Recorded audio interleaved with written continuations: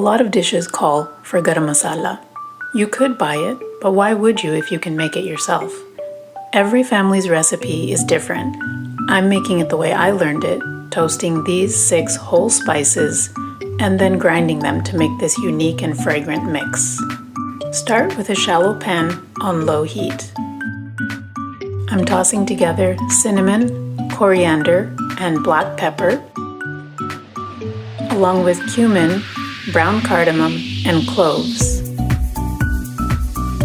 Over the low flame, toss the spices until they're warmed through and your house smells like a restaurant.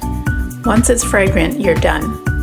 This isn't as tricky as caramelizing sugar, but it's easy to go too far and burn everything, so stay close by. If you transfer the spices to a plate, it'll cool off even faster and be ready to grind. This probably goes without saying, but just in case, if you use a coffee grinder, you really do not want to use this to grind coffee anymore after that, so fair and proper warning. Anyway, grind the spices in a couple of small batches as needed, and voila, garam masala. You can use this spice mix in all kinds of recipes, marinades, or the finishing touch when serving.